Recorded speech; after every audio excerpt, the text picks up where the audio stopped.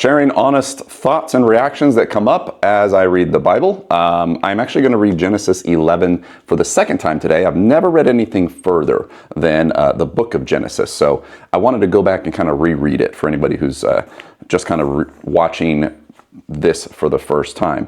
I just read and come up with some questions. Sometimes it's the little things, sometimes it's some bigger questions that come up. So let's get into it here. Genesis 11, the Tower of Babel. That's right. This one I think is going to have some questions, if I remember right, because this is where we get into this linguistic side of things. A giant flood has just happened, and you got the three sons of Noah, and then we learned about all their descendants. And now we get into this genealogy and questions about where things are going. So this one should be fun. All right. So the Tower of Babel, Genesis 11. At one time, all the people of the world spoke the same language and used the same words. See, now that was exactly what I was thinking. Is Noah and the three sons, they spoke this. Oh, wait. So that actually goes to my original thought, because I was just thinking that perhaps Noah's sons' wives, the three of them, maybe they spoke a different language. And I was thinking, okay, well, maybe that makes sense. But now this, at the very beginning, at one time, all the people of the world spoke the same language and used the same words. So maybe that means prior to the flood, or are we taking that from after the flood, Noah and the three sons and the wives? I don't know. That was just kind of an interesting thought. So as the people migrated to the east, they found a plain in the land of Babylonia and settled there. Here's a thought. As the people moved to the east, so where did Noah and the three sons land on the ark? Maybe I don't really know that. It's just a thought that just came to mind. This is the fun of it, right? Okay, I'm going to start this all again. The Tower of Babel, Genesis 11. At one time, all the people of the world spoke the same language and used the same words. As the people migrated to the east, they found a plain in the land of Babylonia and settled there. They began saying to each other, "Let's make bricks and harden them with fire." In this region, bricks were used instead of stone, and tar was used for mortar. So, here's a good question also. Where did all this knowledge about making bricks and tar and mortar, like, in this region? I thought there was nobody there, so how did they come up with that so quickly?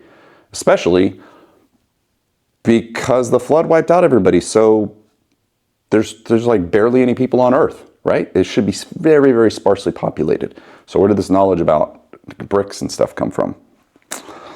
Then they said, "Come, let's build a great city for ourselves with a tower that reaches into the sky. This will make us famous and keep us from being scattered all over the world." So that's a great idea, but it sounds like there's thousands of people at this point. And yet, it doesn't actually state here at the beginning of Genesis 11 how far after Noah and these three sons we are. I mean, we have a whole descendancy line, Shem, Japheth, and what's his name? Ham. But where is this in terms of the timeline, I guess is what I'm kind of thinking. This will make us famous and keep us from being scattered all over the world. Why do they care about being famous also right now and being scattered all over the world? So they want to have maybe a place to be centered. I can understand that if they're feeling like it, but why do they care about being famous right now? That makes no sense. But the Lord came down to look at the city and the tower the people were building. "Look," he said, "the people are united and they all speak the same language. After this, nothing they set out to do will be impossible for them. Come, let's go down and confuse the people with different languages. Then they won't be able to understand each other." Now that's just messed up, right? I remember thinking that before. Why? The fact that he says, "Look, the people are united and they all speak the same language." That's fantastic, right? The people are united. Everybody should be united and building together. That's fantastic, as it should be, right? After this, nothing they set out to do will be impossible for them. Is the Lord then potentially thinking that they may find a way into the heavens with him, because he's saying nothing they do will set out to be impossible. I know I just messed that part up, but to do will be impossible for them. I don't know, that just seems, that's a little confusing there. Because then, let's go down and confuse the people with different languages. Then they won't be able to understand each other. Why? If everybody's united and everybody's able to go somewhere, the Lord had already flooded the earth to take away all of the wickedness, and everybody's working together, and now he wants to come back and like screw them all up with different languages. I don't know, that seems really messed up. In that way, the Lord scattered them all over the world, and they stopped building the city. That is why the city was called Babel, because that is where the Lord confused the people with different languages. In this way, he scattered them all over the world. Now, again, I come back to what I just said. What's the point of that? It doesn't make any sense. If people were united, the Lord saw that everybody was working well together, but then he's like, hey, you know what? Nothing from this point on, anything they set out to do will be impossible. That's a good thing. It's humans doing something together and great. And if I read this, and again, I'm just reading the words from off the page. I'm not looking to decipher something deeper per se, but just the idea of what I'm reading here. And what that tells me is the Lord has decided to just create a whole bunch of drama. Plain and simple. I mean, if you're just going to create this babbling group of humans on the earth just because you didn't want them to work together and set out to accomplish things, that's I don't know why the Lord would do that if that's the case. There's no reason for that, especially if you don't want people to be angry. You know that there's sin in the world. You know that basically he didn't fix human nature. He didn't take away sin when the great flood happened. He left it. He left it with Noah, even though he's righteous and their sons. So why create this confusion and difficulty for humans?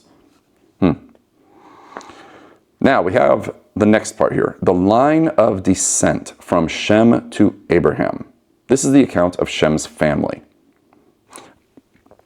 Let me see if I can go through this really quickly, because I remember this is just a whole lot of numbers.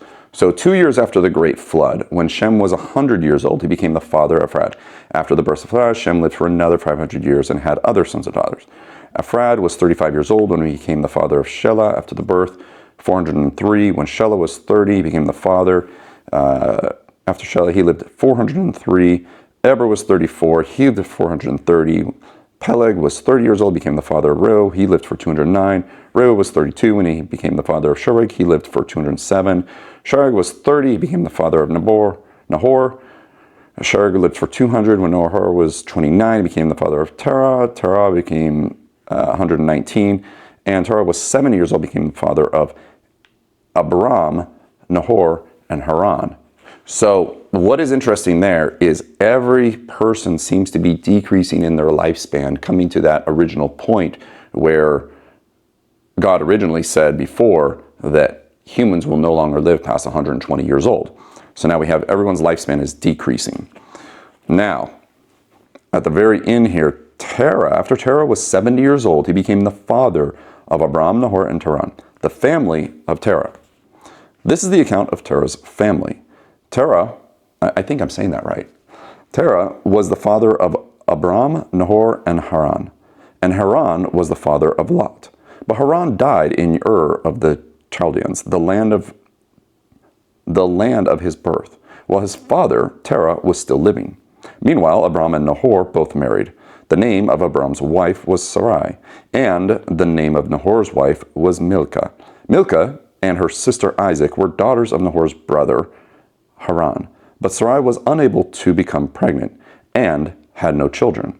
I remember this gets to be kind of all sorts of like family stuff starts happening after this. This is where we start getting into different interesting things. One day, Terah took his son Abram, his daughter-in-law Sarai, his son Abraham's wife, and his grandson Lot, his son Haran's child, and moved away from Ur of the Chaldeans. He was headed for the land of Canaan, but they stopped at Haran and settled there. Terah lived for 205 years and died while in Haran. So, this is where the family of Terah decided to start traveling somewhere else. They decide, you know what, we're just going to head to the land of Canaan, but they stopped at Haran. I wonder why they decided to leave. I wonder if Terah's family, if there was some sort of drama going on. Obviously, we've got the Tower of Babel, and people are confused, and they're probably fighting amongst each other. I would almost guarantee it. But we have hundreds of years between all these descendants that is going on, so they're scattering around. And where did they all go? Obviously, that's a big question.